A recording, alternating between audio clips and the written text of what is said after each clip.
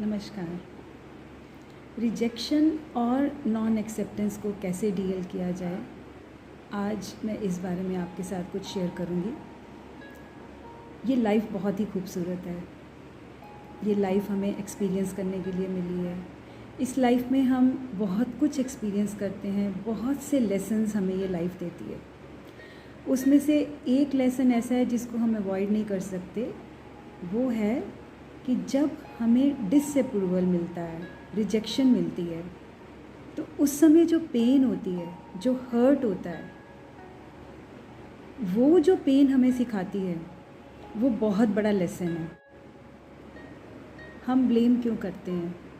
क्योंकि हमें सामने वाले ने एक्सेप्ट नहीं किया, हमारे विचारों को सहमति नहीं दी, हमें रिजेक्शन मिला। अब उस रिजेक्शन और डिसअप्रूवल के डर से हम प्रेज़ भी करते हैं, सामने वाले को खुश करने की कोशिश करते हैं। क्यों? अंदर हमारे बहुत ही डीप डाउन में, सबकॉन्शियस में ये रहता है कि अगर हम इनको प्रेज़ करते रहेंगे, इनको खुश करते रहेंगे, तो बदले में ये भी हमें प्रेज़ करेंगे और हमें बहुत खुशी मिलेगी। और उससे भी ज़्यादा अगर हम डेप्थ में देखें तो हमारे अंदर डीप डाउन में, सबकॉन्शियस माइंड में ये थॉट रहता है कि आई एम ऑलवेज़ राइट। सामने वाले ने हमें क्यों नहीं स्वीकारा, हमारे विचारों को मना कैसे कर दिया। और कोई अगर हमारे को नो कहता है तो वो हमारे से टॉलरेट नहीं होता। एक्चुअली सच्चाई तो ये है कि लाइफ को देखने का नज़रिया सबका अपना है, सबके अपने आइडियाज़ हैं, सबके अपने पर्सपेक्टिव्स हैं। हमारे आइडियाज़ और सामने वाले के आइडियाज़ कभी भी मैच नहीं कर सकते। और होता क्या है, जब मैच नहीं करते तो फ्रस्ट्रेशन, एंग्री, पेन, हर्ट, ये सब हमें एक्सपीरियंस करना पड़ता है। कोई भी सामने हमें नो कह दे कि नहीं, ये बात आपने ठीक नहीं की है, तो वो बहुत हमें हर्ट कर जाती है, पेन देती है। और फिर उससे रिलेटेड थॉट्स हमारे माइंड में चलते ही रहते हैं, जो बहुत ज़्यादा स्ट्रेस क्रिएट करते हैं। और कभी कभी इतना स्ट्रेस हो जाता है कि वो ट्रॉमा का रूप ले लेता है। हमारे एक एक सेल में वो ट्रॉमा, वो एनर्जी स्टक कर जाती है। हमेशा फ्रस्ट्रेटेड रहते हैं, गुस्सा करते हैं, और ज़्यादातर हमारी फ्रस्ट्रेशन हमारी फैमिली पे निकलती है, हमारे बच्चों पे निकलती है, पार्टनर्स पे निकलती है। इसीलिए जितनी जल्दी हम ये समझ जाएंगे कि हमें खुश रहने के लिए किसी का अप्रूवल नहीं चाहिए, हमारी खुशी, हमारी हैप्पीनेस किसी की अप्रूवल पर टिकी नहीं है, जितना जल्दी हम ये समझ जाएंगे, मान लेंगे, उतना ही हम खुश रहेंगे, पीस में रहेंगे, पेनलेस रहेंगे, हर्ट नहीं होंगे। एक्चुअली ये हमने माना है, ये सोसाइटी ने हमें मानने पर मजबूर कर दिया है। बचपन से ही ये हम सीखते आए हैं, देखते आए हैं।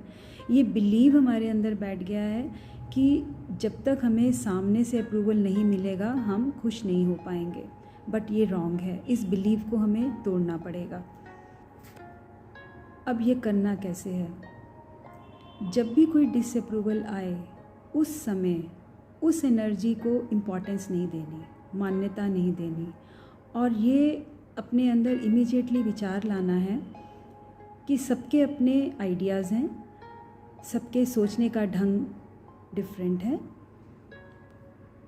और उस पर्टिकुलर मोमेंट पे प्रेजेंट में रहकर अंदर केवल यही सोचना है, it's okay, it's okay, everything is right, everything is fine. ये समझना है कि अप्रूवल और डिसअप्रूवल दोनों ही लाइफ का पार्ट हैं। फॉर एग्ज़ाम्पल, एक घर में 2 बच्चे हैं। एक बच्चा अपने पेरेंट्स के विचारों के साथ बहुत सहमत होता है, खुश रहता है, और दूसरा बहुत स्ट्रगल करता है। उसको अपने मम्मी पापा के विचार पसंद नहीं आते, उनसे एग्री नहीं करता। अब ऐसा भी हो सकता है कोई मेरे विचारों से बहुत खुश हो, कभी मुझे ये कहे कि आप मीटिंग में आएँ, स्पीच दें, और कोई ऐसा होगा जिसको मेरे विचार बिल्कुल पसंद नहीं होंगे। एक और एग्ज़ाम्पल लेते हैं, किसी का कॉल आया और उस समय अगर मैं उसका कॉल रिसीव नहीं कर पाई, कुछ देर बाद मैंने उसको कॉल किया, तो उसके विचार मेरे लिए बहुत पॉजिटिव रहेंगे। और समझो अगर मैं किसी इंसान को कॉल बैक नहीं कर पाई, तो हो सकता है वो मुझे सेल्फ़िश भी कहे। तो ये अच्छा और बुरा, ये सब लाइफ का पार्ट है,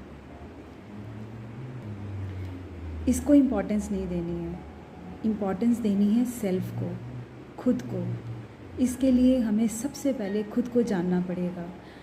हमें ये जानना पड़ेगा कि हमारी हैप्पीनेस हमारे अंदर ही है। हमें बाहर ढूंढने की ज़रूरत नहीं है, हमें बाहर जाने की ज़रूरत नहीं है, हमें किसी की भी अप्रूवल की ज़रूरत नहीं है।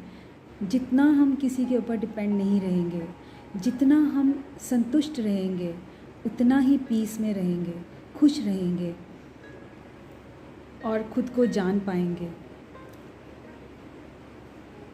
Thank you so much.